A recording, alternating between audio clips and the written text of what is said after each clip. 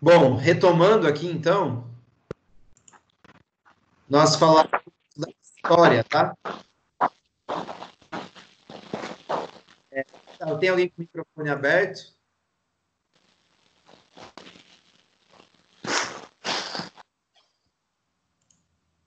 Tudo bem. Bom, então, começa lá no final dos anos 50 essa coisa dos jogos. Aí os jogos, eles são conhecidos por gerações. Nós estamos atualmente na nona geração, tá? Então, procurem aí qual que vocês jogaram e vocês vão achar a geração, né?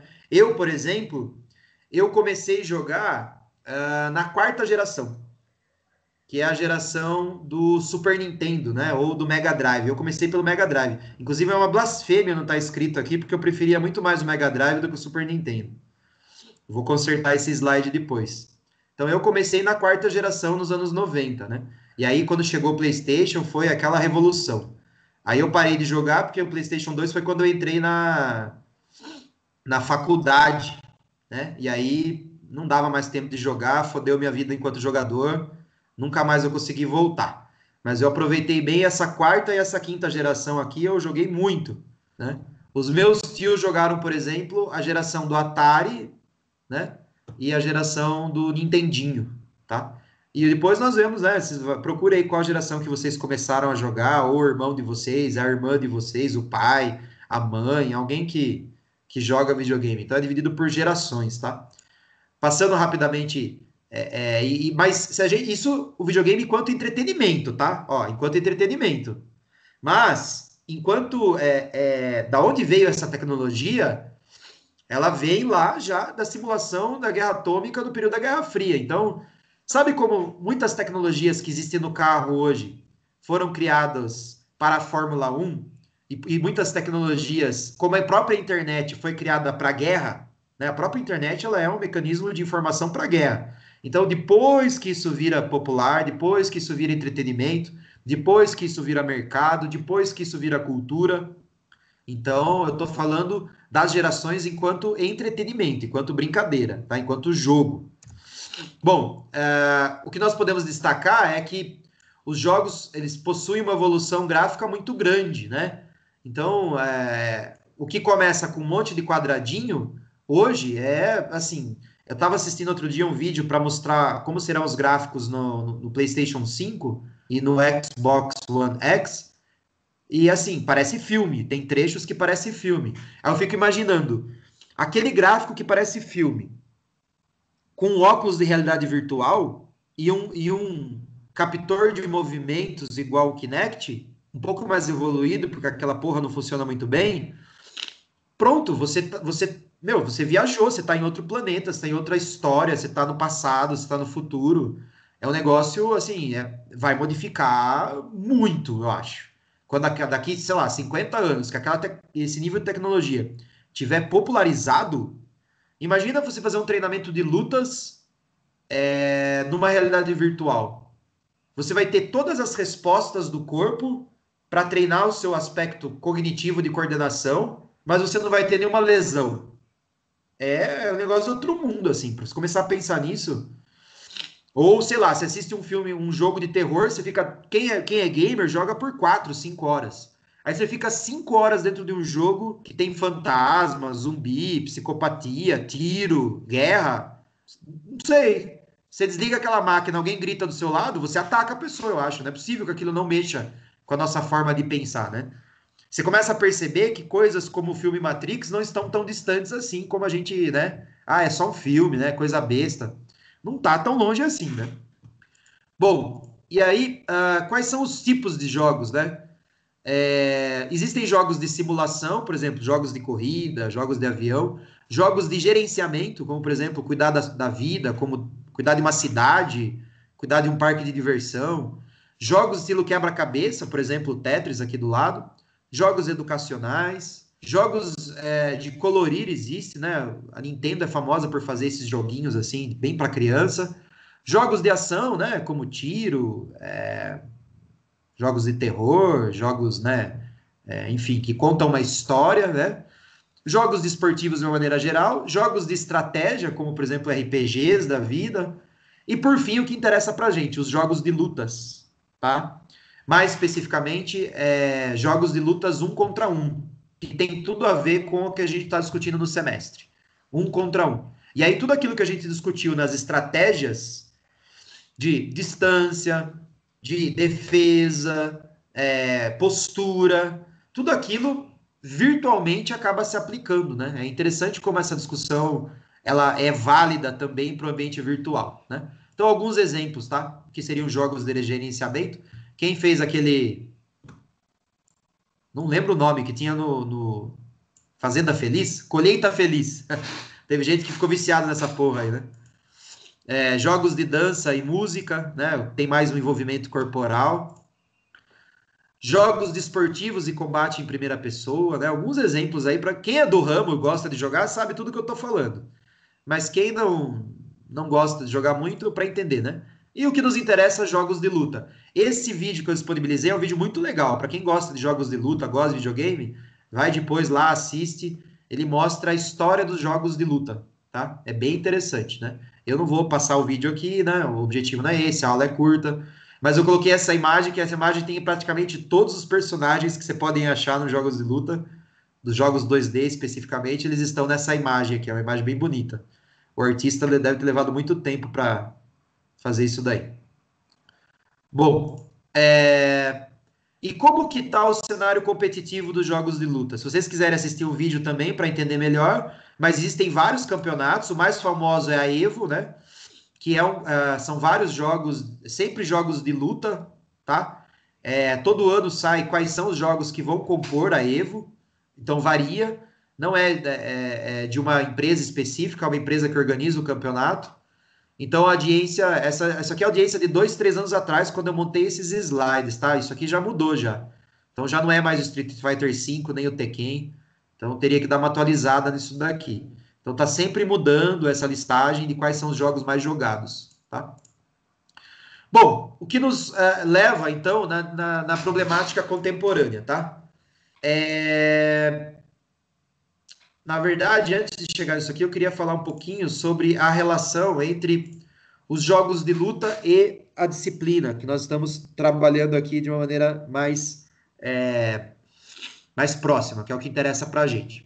Vejam, todos esses jogos, mesmo os mais absurdos, eles são inspirados nas culturas das lutas das quais a gente tem alimentado o semestre. Então, são sempre lutadores que replicam movimentos de um karatê, de um jiu-jitsu, de um judô, de um boxe. Então, traz consigo, claro, sempre de uma maneira ressignificada, de uma maneira potencializada, de uma maneira muitas vezes tornada absurda, né? Porque tem que levar para o fantástico ao máximo. Então, assim, cada vez lutadores mais poderosos, com efeitos gráficos mais impressionantes, tem essa escalada, a escalada do poder, essa escalada do impacto. Mas, originalmente, remete a uma cultura. Então, sei lá, o famoso lutador Ryu, ele é um karateca, o Sagat é um lutador de Muay Thai. Então, e os golpes também são inspirados nessas relações, né? Os golpes também são oriundos dessa cultura, tá? É claro que posteriormente você tem uma pastichização, será que é isso? Pastiche, né?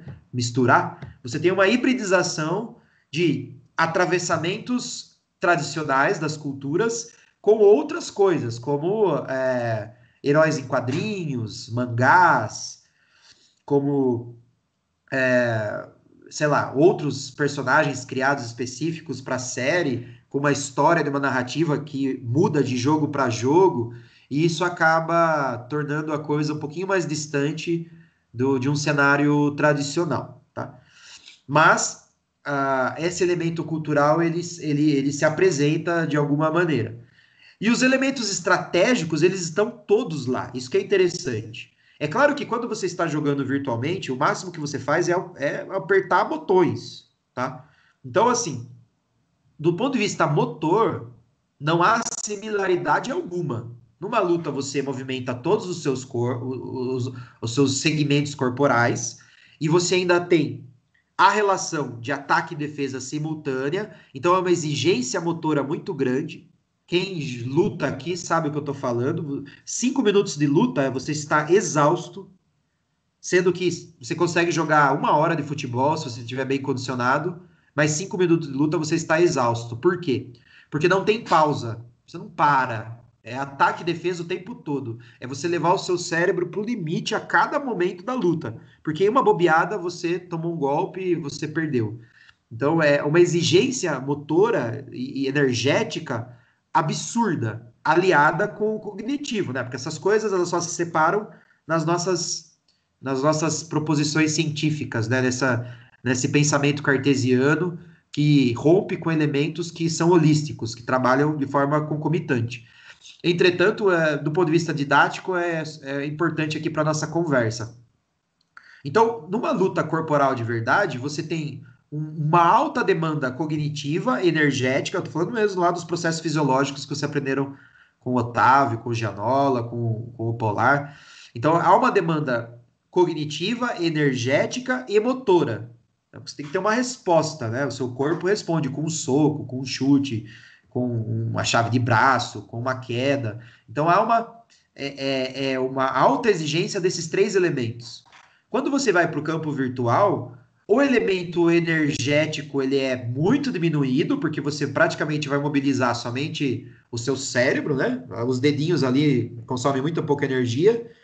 E do ponto de vista motor, então, você passa de uma motricidade global, envolvendo todo o seu corpo, para uma motricidade fina, envolvendo somente as suas mãos. Então, esse rompimento ele é brutal.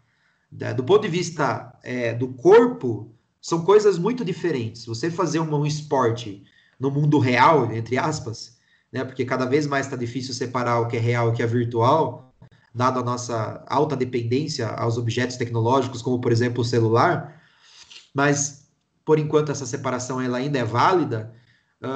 Do ponto de vista da luta real para a luta virtual, energeticamente e de forma motora, você tem uma exigência muito menor.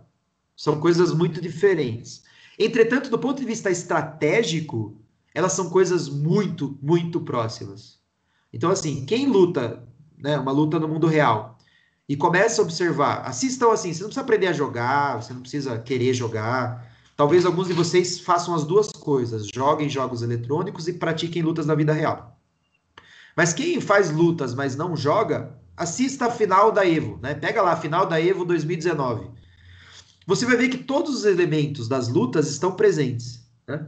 Então, assim, está presente a questão da atacar e abrir brecha para o contra-ataque, está presente a ideia da estratégia, do tempo, da acúmulo de energia para um ataque mais forte ou contenção da defesa no momento de desespero. Todos os elementos que envolvem uma luta no mundo real estão presentes na luta no mundo virtual. Da mesma forma que cada luta no mundo real, dentro da sua modalidade, possui a sua especificidade, então, assim, lutar o jiu-jitsu é muito diferente de lutar um judô, que é muito diferente de lutar um boxe, que é muito diferente de lutar um muay thai. No mundo virtual, essas peculiaridades elas também acontecem. Então, de jogo para jogo, as estratégias são muito diversas. Às vezes, o mesmo jogo sofre uma atualização e você já tem um completo desbalanceamento das estratégias. Então, você tem que cognitivamente renovar todas as suas possibilidades de lutador, tá? Então, é essa proximidade estratégica que eu queria destacar para vocês. É essa a proximidade de modo de operação no pensamento que tanto o virtual quanto o real apresentam, tá? Bom, por fim, então, essa problemática contemporânea. Vejam, na minha opinião, nós estamos lidando com um fenômeno sem volta, tá? Cada vez mais as tecnologias estão presentes na nossa vida. Isso não tem retorno, exceto, sei lá, se a gente destruir o planeta e as tecnologias ficarem inviáveis, sei lá, vir uma terceira guerra mundial nuclear aí e acabar com as tecnologias, que são possibilidades, né? Tanto a guerra nuclear quanto a gente destruir o planeta são possibilidades palpáveis, mas exceto nesses casos, eu vejo uma crescente dependência da tecnologia. Então, não são os jogos eletrônicos o problema. O problema, até porque o jogo em si ele é uma ferramenta, né? É aquela velha história do martelo. O martelo pode ser usado para construir, o martelo pode ser usado para matar alguém. O problema não está no martelo, o problema está nas relações estabelecidas a partir do martelo. Então, os jogos eletrônicos em si, eles não são mal algum, mas eles podem se tornar parte de um contexto doente, de um contexto adoecido, de um contexto maléfico, né? Assim, pode se tornar vício, e tudo que é vício é um problema, e eles em si são reflexo, né? O entretenimento eletrônico aí expande para jogos, expande para cinema, para o que vocês quiserem. O entretenimento eletrônico, de uma maneira geral, ele é uma manifestação da nossa interdependência tecnológica. Então, isso aí está modificando o planeta, né? Então, por exemplo, quando surge o Uber e quando surge o iFood, isso modifica as relações de trabalho, as relações de oferta, modifica completamente o mercado. Algumas coisas são ótimas, né? Por exemplo, quem não gosta da facilidade da contemporânea que essas novas tecnologias estão oferecendo, mas isso também traz algumas consequências que, enquanto sociedade, nós precisamos pensar. No caso do Uber, né, a uberização do mundo é a precarização dos postos de trabalho. No caso de jogos eletrônicos, eles podem sim ocupar muito espaço, né? Um espaço que poderia estar sendo preenchido, não necessariamente com jogos populares, porque não volta, né?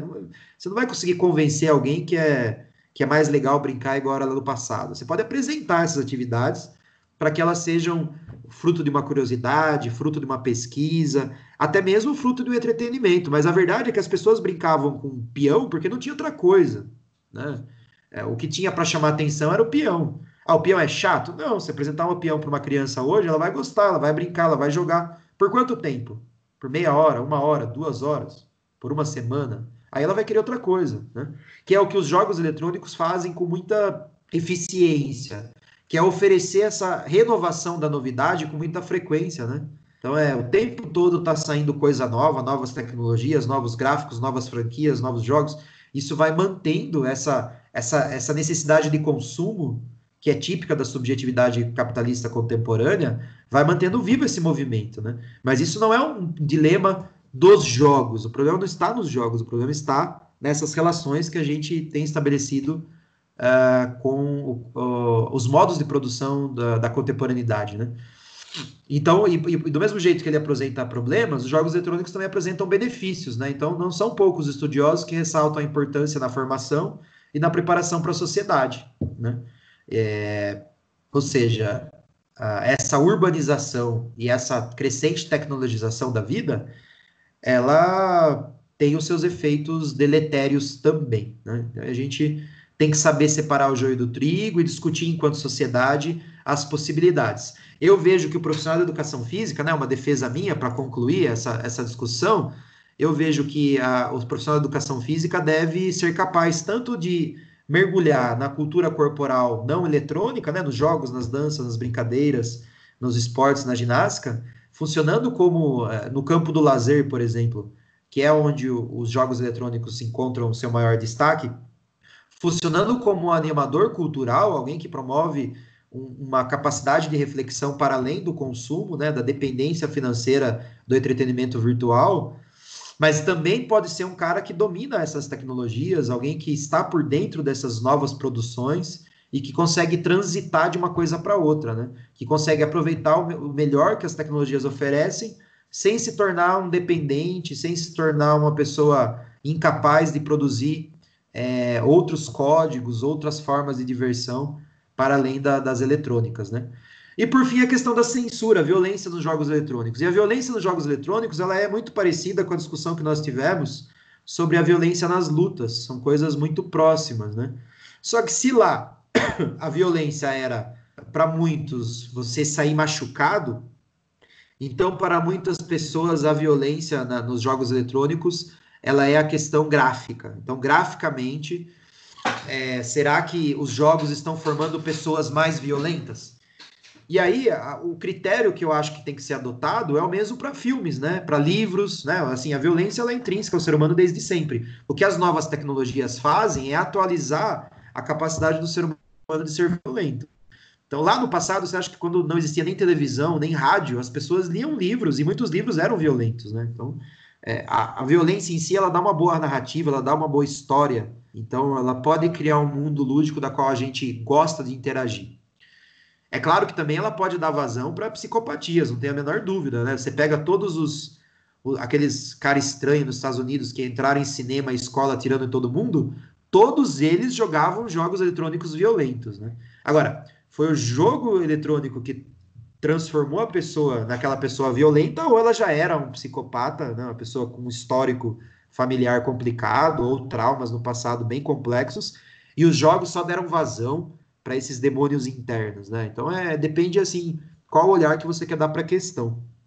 O que eu acredito é que assim como os filmes e livros, o acesso à violência dos jogos tem que ser restrito para quem está no seu período de formação, né?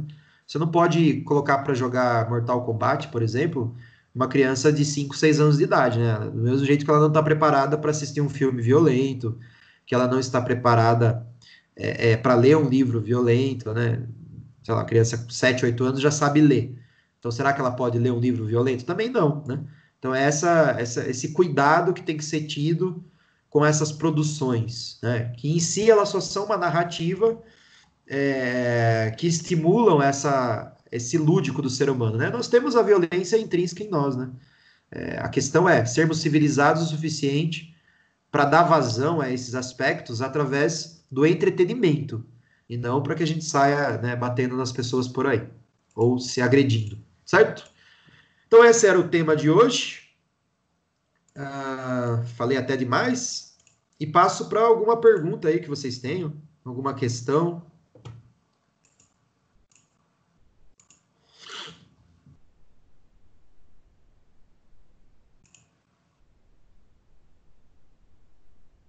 O Cláudio colocou aqui pra gente. A Fer falou que ela começou em 2004 com o Play 2. Nós temos idade parecida. Não, na verdade eu sou bem mais velho. O Play, quando você estava começando, eu estava parando. O mercado esportivo mundial movimenta 50 bilhões anualmente, chamado Match Day.